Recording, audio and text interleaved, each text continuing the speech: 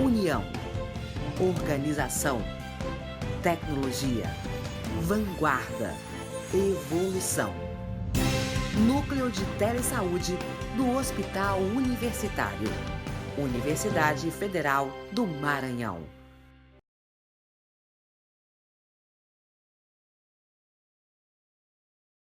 É um prazer estar aqui nesse espaço, compartilhando desse evento. Agradeço o convite, a oportunidade de poder estar aqui trazendo visões, experiências, conhecimentos sobre a área, sobre temática tão relevante que é a relação do trabalho com os processos de adoecimento mental. E penso, justamente pela sua relevância, da importância desse espaço para um debate, para a discussão e para compartilhamento de experiências. E é justamente partindo da importância da temática que eu trago para a gente ter como ponto de partida dados que sinalizam quanto os transtornos mentais e do comportamento estão cada vez mais frequentes e tão presentes no nosso cotidiano. Me fundamentando num boletim da Previdência Social, que fala sobre benefícios por incapacidade, que trata justamente das causas de afastamento do trabalho no período de 2012 a 2016, a gente pode identificar que os transtornos mentais e do comportamento estão sempre lá em um terceiro lugar, que não é nada pouco diante de uma quantidade de afastamentos, perdendo espaço somente para as lesões, fraturas, ferimentos e envenenamentos, que está em primeiro lugar, e em segundo, as doenças osteomusculares. Então, essa sinalização de um quantitativo cada vez maior, cada vez mais presente no nosso cotidiano laboral, de afastamento por transtornos mentais e do comportamento, é algo que, por si só, corrobora a importância de uma temática que a gente hoje está aqui tentando levantar mais reflexões e buscar caminhos e alternativas de enfrentamento. Ainda nessa perspectiva de pensar a relevância da temática, a gente pode trazer aqui a OMS apontando que a depressão ocupa o segundo lugar entre as doenças que causam incapacidade no trabalho. E a projeção que até 2020, logo aí, ano que vem, né, ela esteja no topo da lista. Todos nós, não precisamos olhar para muito distante, temos exemplos e pessoas próximas da gente com histórico de depressão, afastamento no trabalho por essa questão, e é algo cada vez mais frequente na nossa vida. A Associação Brasileira de Psiquiatria, ela estima que entre 20% e 25% da população têm ou terão um quadro de depressão em algum momento da vida. Então, partindo desses números, porque os números nos dizem muito, né? Partindo desses números, nós podemos entender que é uma temática muito importante e que nós precisamos pensar sobre ela. Eu trago um recorte, claro, teremos depois o espaço para o debate, onde podemos conversar mais, vai ter também o doutor Carlos Frias, que vai trazer também elementos importantes, e aí a gente vai poder aprofundar alguns pontos, além do que eu puder aqui nesse recorte apresentar para vocês.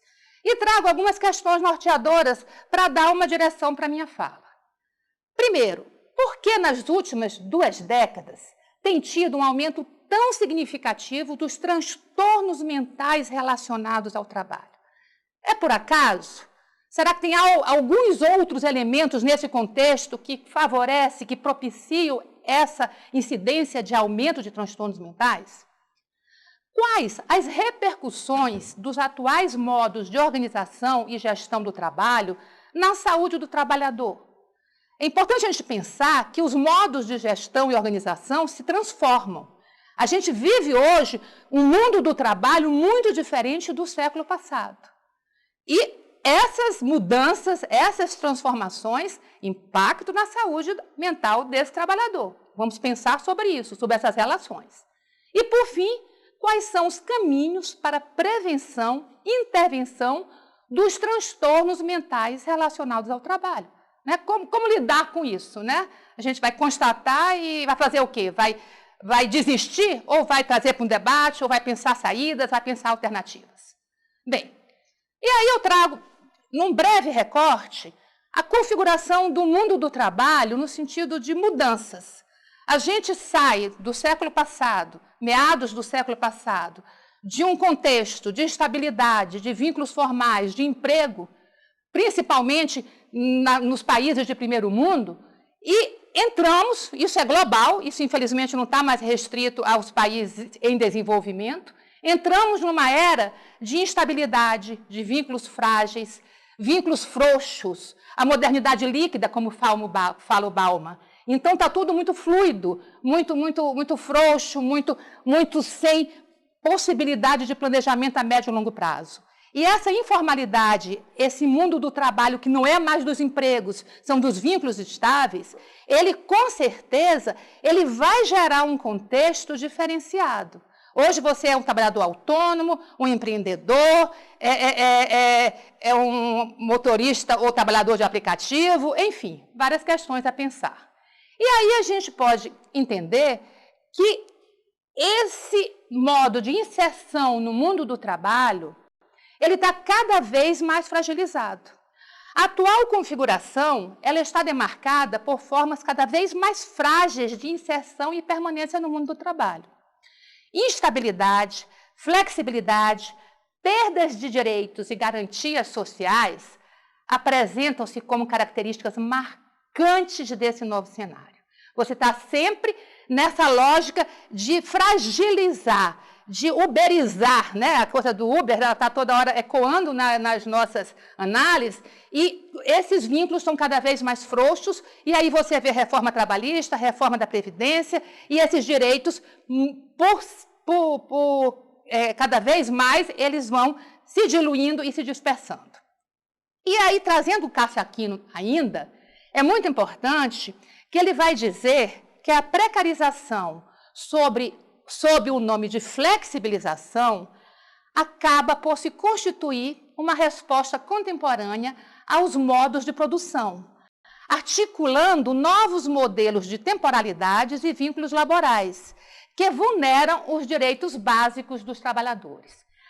Muitas vezes a gente fala que flexibilizar é atual, é moderno, nós temos que ser flexíveis. Só que a palavra flexibilização, ela vem para atenuar o sentido de precarização. Ela vem para suavizar, para abrandar. É um eufemismo. Na realidade, você flexibiliza direitos, conquistas e flexibiliza a vida de muitos trabalhadores diante de tudo que está aí dado. E aí, a gente não tem como não parar e tentar articular esses dois elementos. Mudanças nos modos de gestão e organização do trabalho e processos de adoecimento mental. Esse mundo do trabalho hoje, diferente do mundo do trabalho de meados do século XX, ele tem uma estrutura, uma organização, uma relação de gestão muito diferenciada. E não é por acaso que o adoecimento mental está subindo no ranking.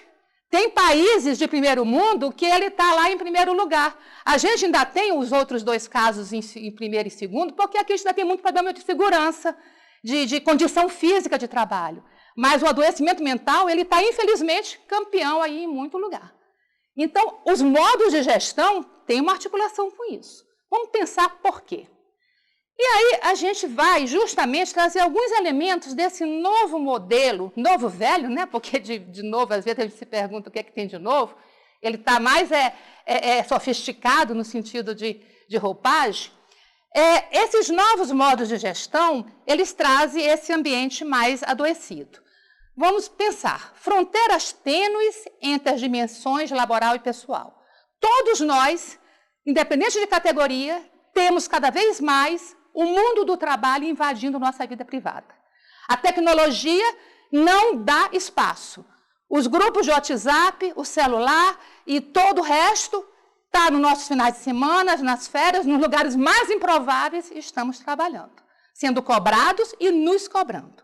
Há uma precarização, uma intensificação das condições de trabalho. Cada vez mais trabalhamos fazendo mais tarefas, muitas vezes na mesma carga horária e por menos dinheiro. A intensificação, aqui a gente tem um público que pelo que me foi colocado, tem muitos profissionais da saúde, então hoje na saúde, você tem mais pacientes, tem mais leitos, tem mais exames, tem mais um monte de coisa, exceto condições de trabalho melhores e um salário mais adequado. Aí nós temos que também alcançar metas inatingíveis, né? Que é algo bem importante de pensarmos. Há uma cobrança excessiva. Cobrança, curiosamente, importantíssima a gente ter isso claro, ela não vem só não é só a cobrança externa, ela não vem só do nosso gestor, ela vem de nós mesmos. Há uma autocobrança muito grande na lógica da excelência. Nós nos cobramos ao ponto que nós somos nossos principais algozes. Então, essa exigência de qualificação constante que nós nos impomos, trabalhando nas nossas férias, nos qualificando nos horários mais improváveis, passando noite acordada para poder ter mais competências incorporadas, nos impõe uma necessidade, sabe-se lá de onde, de superação constante. A gente precisa se superar. É um débito impagável, é um débito sempre consigo mesmo, que o Bauman traz isso com muita propriedade. Demanda-se trabalhadores com superpoderes. Nós somos super-heróis, resilientes, né? Precisamos estar prontos para qualquer batalha. A competição é muito exacerbada, até por toda essa lógica da ideologia da excelência, e, como não, o coletivo se fragiliza. Um terreno perfeito para aumentar os índices de adoecimento mental.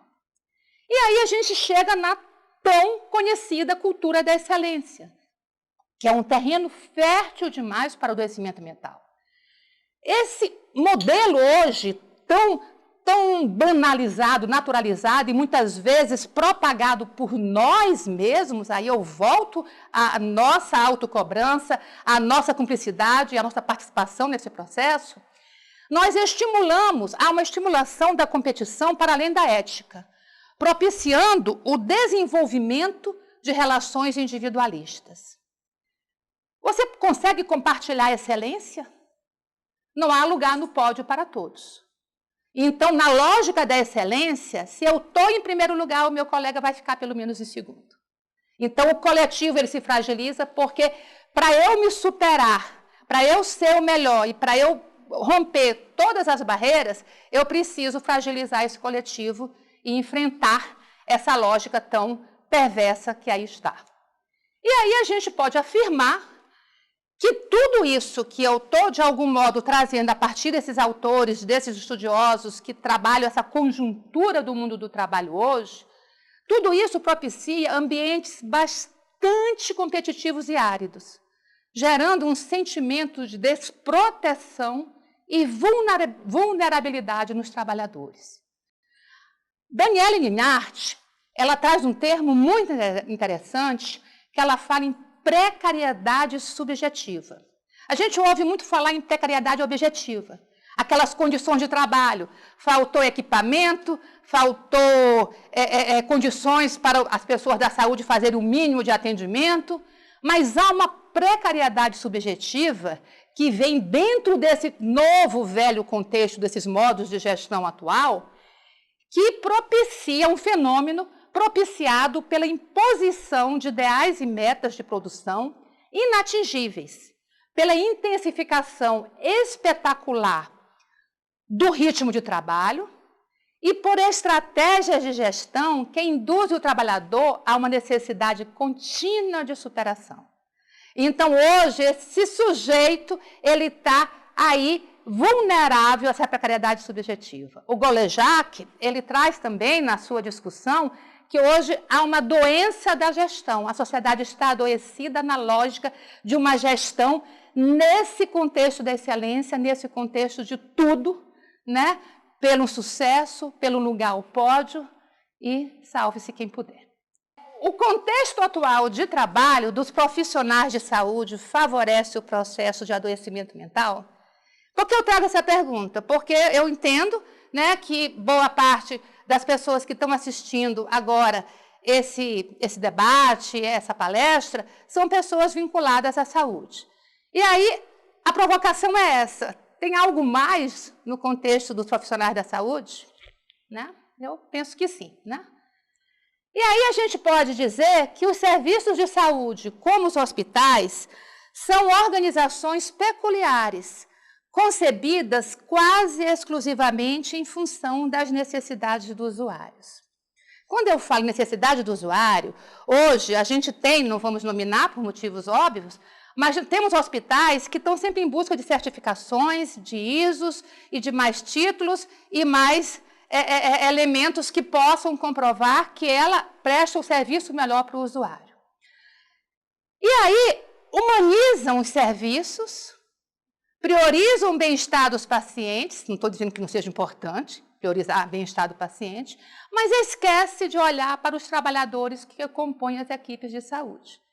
Muitas vezes, esses usuários estão lá fazendo muitas avaliações. A gente vai ter um serviço, está sempre lá pontuando como foi o atendimento, que nota você deu, mas não se pergunta que nota o trabalhador dá para aquela vida que ele leva naquele ambiente laboral.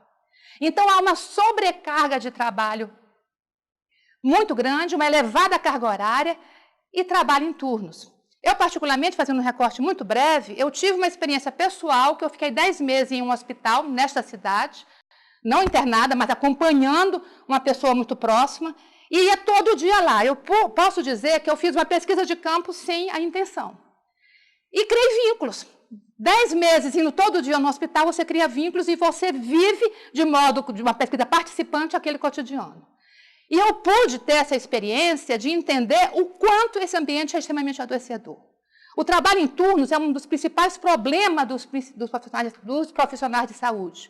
Por quê? Porque muitas vezes, na ânsia de ganhar um pouco mais por motivos diversos, ele pega o repouso dele, pega o descanso e as férias e vai trabalhar naquele próprio local ou em outros. Né?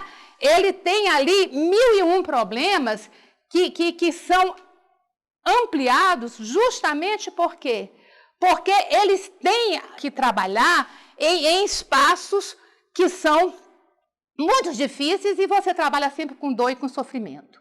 Então, as condições de trabalho precárias e intensificadas dos serviços de saúde, elas propiciam, sem muita dificuldade de fazer essa relação, um processo de estresse, de fadiga física e mental.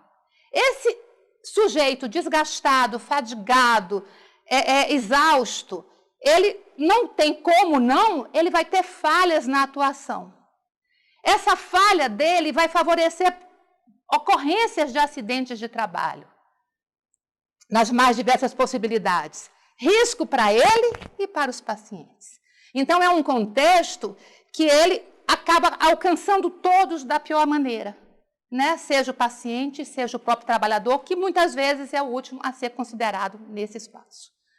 O sofrimento e dor, vida e morte, são acompanhantes desse profissional. Os profissionais da saúde, pela especificidade do trabalho, têm mais risco de envolver-se com os pacientes, o que pode favorecer um processo de desgaste e, consequentemente, de burnout. O burnout, ele é algo cada vez mais frequente na nossa sociedade. Até na TV Globo já teve uma jornalista que abriu, aí ela foi despedida, uma história comprida, a Ana Paula, né? E aí a história ficou bastante pública. Mas o burnout, ele alcança em muitos trabalhadores da saúde, justamente por causa dessa impotência, dessa exaustão, dessa dificuldade tão grande de lidar com a dor, com o sofrimento, diante de um contexto tão árido. Né? Eu não vou aqui detalhar a questão do burnout, mas depois a gente pode pensar um pouco mais sobre isso. E aí, para fechar, né? Porque o nosso tempo ele tem o seu time, né? O tempo time, a prevenção do adoecimento mental. Como pensar nessa prevenção? Não adianta uma atitude isolada. Você tem que ter ações organizacionais e sociais, ações pessoais e investimento em qualidade de vida. é um grande conjunto para enfrentar, porque é algo tão sério que não basta culpar um ou culpar outro, até porque existem muitos fatores que vão gerar esse processo de adoecimento. E aí a gente pode pensar nas ações organizacionais, lembrando que essas intervenções, elas precisam alcançar tanto as condições de trabalho, no sentido do básico, da infraestrutura, da condição física, até os modos de gestão e de estruturação desse trabalho. Então, propiciar melhores condições de trabalho, isso é óbvio, não dá para ser feliz sem o mínimo, né? Você tem que primeiro matar a fome e depois vamos pensar em outras coisas. E aí, depois, você vai pensar em estabelecer relações de autoridade saudáveis, baseadas em respeito e apoio. Bem, onde eu quero chegar? Hoje, é muito comum se confundir uma boa gestão, às vezes, com cobrança excessiva, com coerção. É claro que é legítimo cobrar resultados, cobrar produção. Jamais diria que um gestor não tem que cobrar resultado da equipe dele. Contudo, muitas vezes, ele vai cobrar isso de modo coercitivo, com estratégias, às vezes, perversas, com assédio moral e com total insensibilidade e esquecimento do humano que esse trabalhador é. Então, a gente tem que pensar aí em atitudes saudáveis que possam ser geradas por essa gestão e por essa relação. Promover espaços de discussão na busca de resolução de conflitos. Temos que escutar os trabalhadores. Os trabalhadores, eles são, na realidade, os grandes detentores do saber fazer, do savoir-faire. São eles que conhecem, que têm um pulo do gato, que conhecem todos os truques, todos os macetes. Vamos escutá-los. Eles têm muito a fazer em relação à resolução de conflitos. Às vezes são os últimos. A gente escuta o paciente, o usuário, que responde todas as pesquisas. Vamos escutar o trabalhador de como foi passar um dia atendendo o dobro de pessoas que ele atendia no mês anterior e tendo um número dobrado também de pacientes e com condições cada vez mais precárias de trabalho. Que tal escutá-los, né? É reconhecer a importância do gozo dos merecidos períodos de descanso e de férias. Nesse meu triste momento de pesquisa participante de pessoal de vida familiar, que eu passei 10 meses nesse hospital, eu, conversando com outros profissionais, que a gente vai criando vínculo, eu lembro de uma determinada enfermeira nesse hospital, que ela foi meio que obrigada a descansar e a tirar repouso, porque ela já estava num processo com fibromialgia, com depressão e um monte de coisas, porque ela não se permitia descansar. Então, isso aqui não é luxo, não é luxo.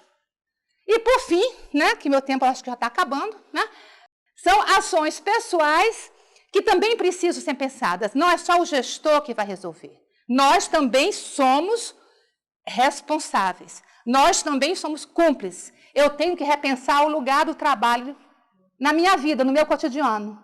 O Giovanni Alves, que é um sociólogo muito interessante, ele diz que nós não devemos reduzir nossa vida ao trabalho. Nós não somos o nosso trabalho, né? Então, a gente tem que ser, além disso, o trabalho não pode ser tão central ao ponto a gente esquecer de outras dimensões da vida. Investir em qualidade de vida. Saúde, profissionais da saúde, como não entender o que é qualidade de vida? Qualidade de vida é sono, é alimentação, é exercício físico, é vida espiritual, social e seja mais lá qual. Então, isso é qualidade de vida. Nós também temos que fazer a nossa parte e não ficar sempre querendo comprar o último modelo de celular, o carro mais chique e botar no Facebook que a gente conseguiu para a Europa, né? Então, são questões importantes que a gente precisa pensar para somar nesse conjunto de enfrentamento de adoecimento mental. As referências, muito obrigada, espero ter ajudado a pensar sobre.